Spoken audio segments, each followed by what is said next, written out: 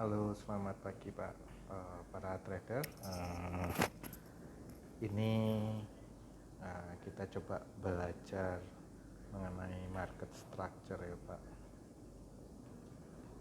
Untuk Pak Beni, mungkin kita bisa mulai.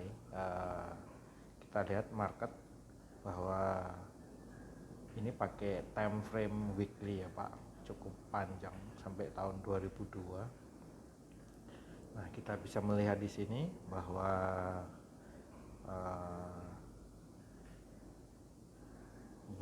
ring market selama 13 tahun. Nah, ini kira-kira Pak. Ring market 13 tahun kita itu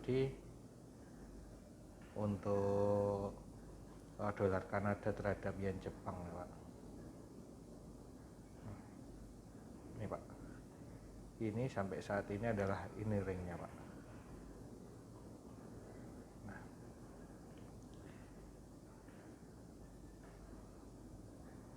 Ya, karena ini weekly, kalau kita perbesar lagi ke monthly, nah kira-kira seperti ini Pak. Ini adalah ring harga yang saat ini berjalan Pak. Ini kalau kita ukur, karena ini nggak pakai trading view, saya susah untuk mengukur, nggak ada ini mungkin alatnya ya Pak. Alat ukur garisan lingkar mana? Tidak ada Pak.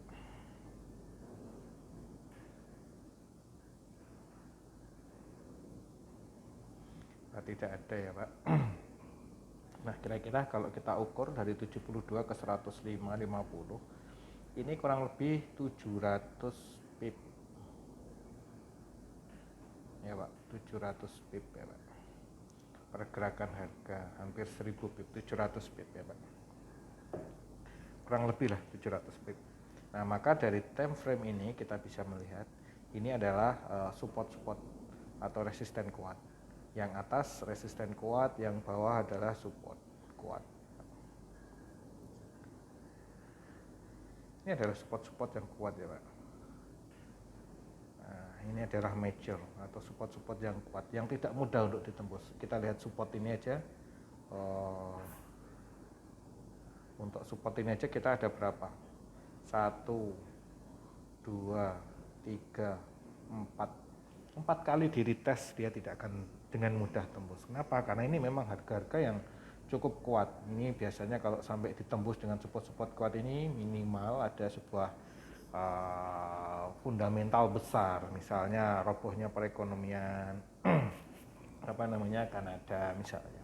Terus kalau Kanada ini banyak dipengaruhi stok oil like Brent, itu sangat berpengaruh terhadap ekonomi karena penopang terbesar dari ekonomi seperti Kanada itu adalah oil Pak dan gas.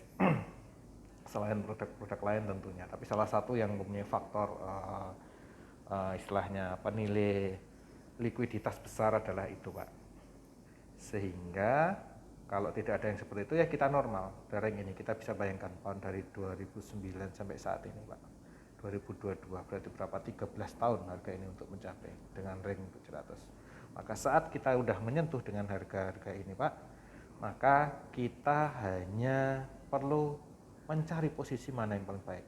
Posisinya apa kita mau baik? Kalau bisa jangan Pak, kita posisinya tetap sell. Tapi kalau mau mencapai sampai harga yang di 73 ini kita bisa bayangkan 5 tahun, 6 tahun kan kita nggak mungkin Pak. Kita harus realistis ya Pak. Berbisnis itu kita nggak ada hold gitu. Kita hanya intraday maksimum ya 3 hari, intraminggu seperti itu Pak. Maka kita turunkan ke weekly. Nah, weekly-nya ya Pak. Oh, weekly-nya udah sampai nih Pak, udah tercapai di atas ya Pak. Oh, weekly-nya tercapai seperti kita lihat ya Pak. Kita kalau saat ini open nggak bisa gitu, asal open sampai dinilai itu bisa, tapi kita kan mau yang optimal, tidak banyak ke floating. Kita bisa bayangkan kalau sekarang kita FOMO ikut, kita turunkan lagi ke D1, ya kan Pak, kita di sini wah ikut sell, tapi ternyata dia akan seperti itu. Sama dengan di sini saat kita turunkan lagi di time frame H4 kemarin waktu pertama kali masuk ya Pak, oh langsung tarik, habis itu balik lagi. Orang mayoritas kita turunkan lagi ke H1 saja Pak. Nah mayoritas, oh kita udah garis, udah masuk nih, wah kita pertama masuk tit, masuk dari sini sell, wah kita udah senang nih, sell, mari pasang SL plus, pasang SL di atasnya ini ya Pak, maka itulah yang akan diambil lagi oleh market maker, broker, institusi besar. Sebelum dia membawa harga itu turun, dia akan menghabiskan dulu semua SL yang mungkin gitu kan. Nah, kenapa kok kalau broker-broker institusi besar seperti UOB, Citi, terus Bank of Atlanta, US Bank dan lain-lain, itu dia mengambil posisi-posisi yang optimal sebenarnya Pak. Ada yang mengatakan SL Hunter itu nggak ada, tapi dia mencari harga-harga yang optimal. Nah, seperti di sini. Nah, inilah yang terbentuk. Dia udah melakukan kontrak atau pembelian nilai tertentu. Kita turunkan lagi. Nah, seperti yang sering saya bilang, disinilah muncul order block, Pak. Ini order block. Nah, order block ini biasanya ketembus atau enggak. Ini kita perkecil lagi, kita lihat pakai ya, Pak. Kita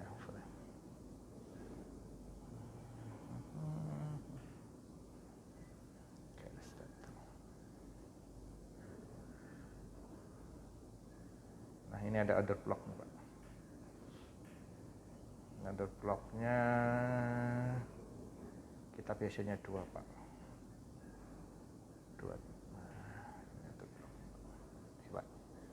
Nah, kayak kemarin saya minta kan harganya di tengah-tengah di atas ini, ternyata kadang-kadang ya tetap di breakout. Seperti yang kemarin saya jelaskan bahwa breakout itu pun tidak ada masalah, yang penting dia tidak satu solid full di sini. Kalau misalnya ini full utuh begini Pak, nah di breakoutnya utuh di sini, closing candlenya bullish di atas ini, nah berarti itu order blocknya bukan untuk pembalikan harga, tapi dia akan continuation, dia akan balik lagi sedikit, mengambil lagi ke bawah, udah breakout. Nah, untuk mengambil orang SL di sini, tapi dia akan balik ke atas. Ini dia akan balik ke atas. Nah, ini sebenarnya kemarin saya ada periode-periode setelah tahu support, resistance, supply and demand, sebenarnya nggak beda jauh ya Pak. Kalau supply and demand dia di bawah ini. Makanya kalau trading mengambil supply and demand pasti kena floating. Ini harga-harga supply and demand. Kita lihat di weekly Pak. Nah, supply and demand-nya adalah ini Pak. Ini supply and demand. Kalau support resist di atasnya lagi, sebenarnya hampir sama sih Pak. Oke, kita M15. Nah, dari time frame ini intraday. Ini pasti hari sebelumnya Pak. Ini tanggal. Nah, kita hitung ini masih tanggal 8. Ini pasti udah tanggal 9. Nah, ini intraday. Nah, konfirmasi itu inilah fase akumulasi Pak. Nah, itu seperti checklist yang sering saya sampaikan ke Bapak. Nah, ini supply and demand. Ini adalah periode supply and demand, Pak. Kok supply and demand? Maaf. Ini periode akumulasi, Pak. Inilah akumulasi, menunggu semua muatannya penuh, Pak, sebelum dia menggerakkan pasar. Nah, ini adalah fase. Ini saat sudah di peak, dia akan turun. Orang semua udah ke seller sudah keranjingan, orang-orang masuk semua, Pak, di sini keranjingan seller. Oh, sell, udah bagus breakout, ya, seller. Ini orang menyebutnya BMS Pak, Break Market Structure. Ini strukturnya market ini Pak. Ini struktur itu kan struktur, kalau ini namanya rally, ini ranging itu naik turun seperti yang saya sampaikan. Nah, ini sebenarnya adalah fase akumulasi. Nah, setelah akumulasi dia itu harus ada manipulasi lagi dulu Pak ke atas. Dia mengambil yang sebenarnya itu yang kita sebut, saya sering nyebut SL Hunter. Karena orang-orang rata-rata udah naruh Pak, oh kayak gini, orang udah ngambil yang pertama ini sudah SL-nya di atasnya sini atau di atasnya sini. Seperti yang pound sterling sama CPY ya Pak, Yuan ya Pak. Itu sama, mereka akan ambil lagi dulu. Nah, kapan dia ngambil? Kemarin saya sampaikan, biasanya di fase-fase antara London, kalau enggak London, fase New York awal Pak. Nah, disitulah time volatil Pak, harga-harga yang pergerakannya cukup panjang. Ini time volatil, ini time volatil, ini time volatil ya Pak. Yang seperti itu Pak, waktu-waktu pergerakan. Biasanya apa? Itulah di sesi-sesi pembukaan dari pasar Pak, pasar New York, pasar London, pasar Tokyo. Nah, itu sesi-sesi itu biasanya ada. Kalau enggak sekalian di penutupan pasar. Ditandai apa Pak? Biasanya adalah yang ini, ada yang rally void, atau apa namanya ya, kita sebut kalau saya teknik PTMN pakai fire value gap. Nah seperti ini ditandai Pak, ini berarti dia akan rally kencang. Berarti di sini itu meninggalkan uang yang nilai yang sangat banyak Pak, makanya pergerakannya cepat. Sekedar informasi ya Pak, untuk menggerakkan 1 pip itu membutuhkan 10.000 lot Pak, 10.000 lot. Kalau 1 lot harganya 1.000, berarti 10.000 Pak kali 10, 1 juta dolar untuk menggerakkan 1 pip Pak. Kira-kira seperti itu ya Pak. Jadi uang besar yang bisa menggerakkan. Jadi saya lanjutkan secara teknikal. Makanya saya bisa membaca, menganalisa hal itu. Ini pertama Pak, kita masuk, ya udah kita ambil secukupnya kalau memang mau. Kalau memang whole ya nggak apa-apa, tapi asalnya kita harus jauh. Makanya dia biasanya selalu ada breakout Pak. Ini kebetulan tidak breakout. Yang GC breakout, yang USD, JPY breakout Pak. Nah itu sebenarnya Pak. Ini sebenarnya orang akan seller, semua akan menaruh SL-nya di sekitar sini. Nah seperti yang kemarin, ini ada namanya order block ini. Ya nggak akan tertembus Pak, selama bentuknya yang saya bilang hanya ekor-ekor saja, wick saja seperti ini. Bentar saya di close up. Nah itu kita nggak ada masalah Pak. Nah intinya dia masih, kalau secara close bodinya ini, berarti dia di bawah nilai order block ya Pak. Nah ini kita nggak apa-apa. Kalau benar-benar solid, ini solid utuh candle bullish. Nah ini kita harus lupakan yang namanya sell Pak. Jadi dia adalah continuation. Jadi uang yang ditumpuk di sini, kontrak harga yang ada di order block ini itu adalah untuk buy dia Pak. Dia pasti akan turun kembali untuk mengambil di sini Pak. Orang yang buyer, yang breakout buyer pasti akan menaruh SL-nya di sini. Dia akan lari ke sini lalu akan naik ke atas. Karena kebetulan seperti ini yang sudah saya sampaikan, maka kita posisi opsinya sell. Ini saya masih ada 2 openan yang di atas. Ini open saya waktu di order block dan saat dia akan meretest fair value gap, saya ada isi lagi. Oke. Terima kasih ya. Oke. Maaf ya Pak, ada gangguan tim admin saya.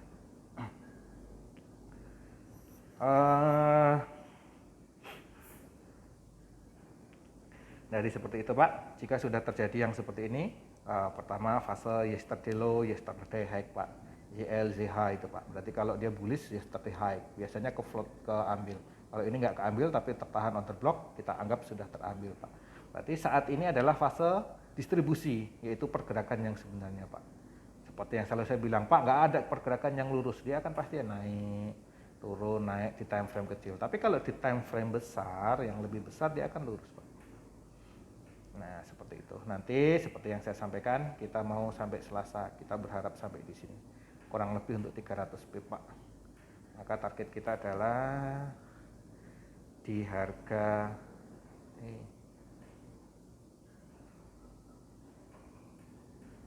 di harga ini, Pak, untuk JPY cut ya, Pak.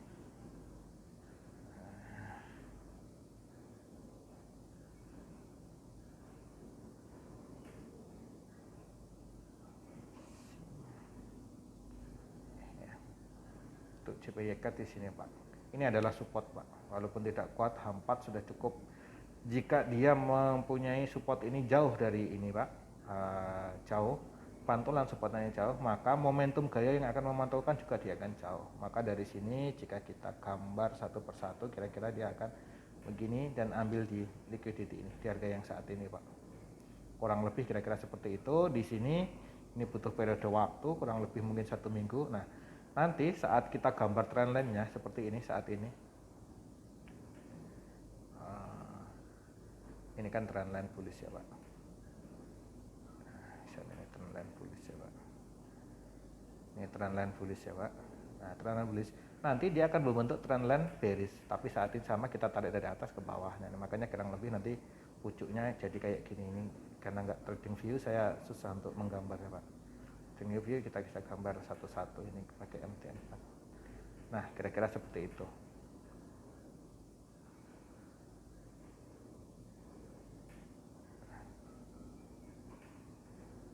Kira-kira begitu ya Pak. Nah, kira-kira begini. Dia sini akan mantul ke sini. dia baru turun. Nanti kalau dia memang benar-benar dia mau trennya mau kembali turun, tapi itu pasti lama, butuh berbulan-bulan. Dia akan retest ini dulu Pak. Setelah ini di breakout, dia akan retest. Gimana di sini gambarnya ya? Garis lurus, garis terang, garis panah. Kira-kira begini Pak. Gambaran kita akan begini. Nah, gambaran kita akan begini.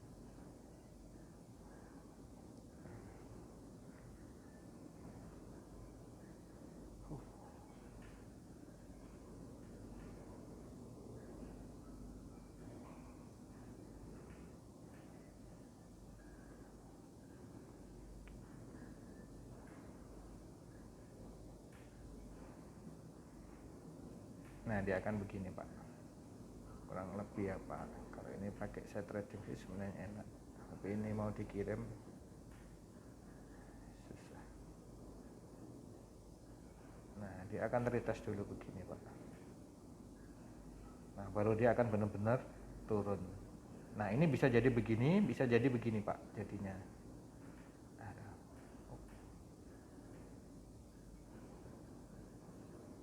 Bisa jadi begini, kalau begini malah enak Pak, potensinya long term misalnya. Kalau ini dia sempat naik dulu, nah bisa jadi begini, kurang lebih Pak. Ini bukan asal gambar ya Pak, ini di harga-harga berapa, ini ada tujuannya, ada nanti saya kasih tahu indikasinya.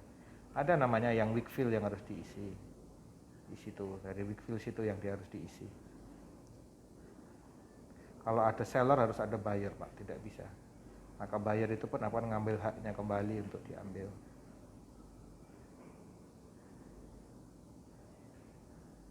Ya, Pak.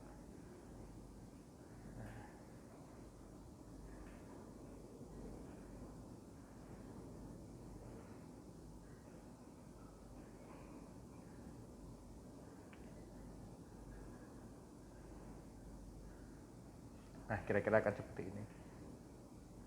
Nah, minimal kita akan turun di harga ini, Pak. Nah, kita di mana mau turun? Kalau saya turun di sini, nanti lihat momentum selanjutnya. Saya akan turun di harga ini, Pak. Di sekitar ini.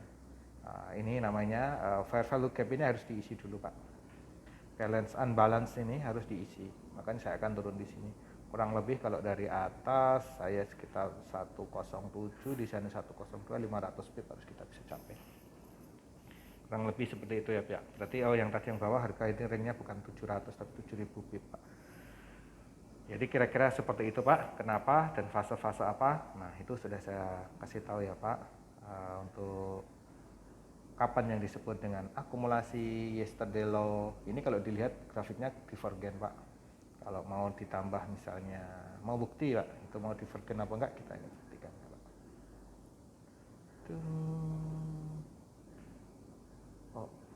Sorry, bukan ini. F.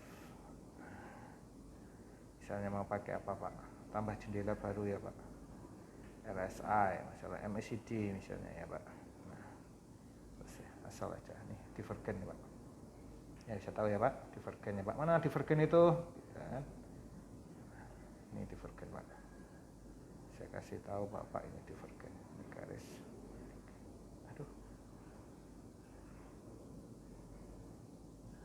Ini divergen ya Pak ya. Ini hampir lurus. Sedangkan yang di sini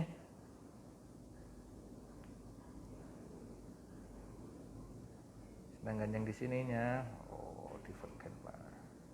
Saling berlawanan arah itu.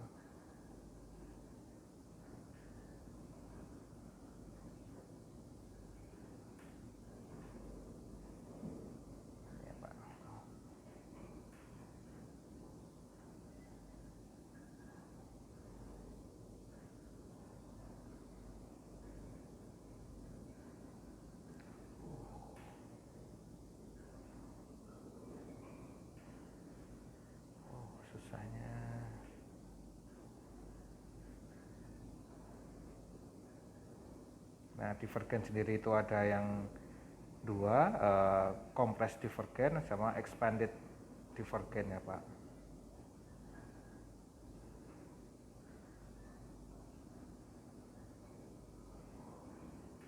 Ini aja Pak, susah, mohon maaf ini. Nah, ini kan sama lurus nih Pak, hampir lurus. Dan ini udah menekan untuk posisi bearish. Ini secara MACD ya Pak. Kalau contoh, ini pun mau pakai RSI, mau pakai Bollinger, mau apa namanya, dengan berbagai nama sama Pak, berbagai indikator sama. Nah, kenapa saya tidak suka membawa indikator Pak? Kenapa saya tidak pernah suka pakai indikator apapun? Dan saya selalu kuat. Kalau kita mau menunggu indikator ini pasti selalu tertinggal Pak. Kita lihat di sini. Oh, indikatornya kata mau sell di sini ya Pak. Kalau sini kan indikator bullish ya Pak, di atas main radian ini Pak. Kalau dia sudah turun, nah ini kita lihat. Oke. Oh, bentar ya Pak. Untuk apa ini Mas? Oke. Oke, monggo. Ya.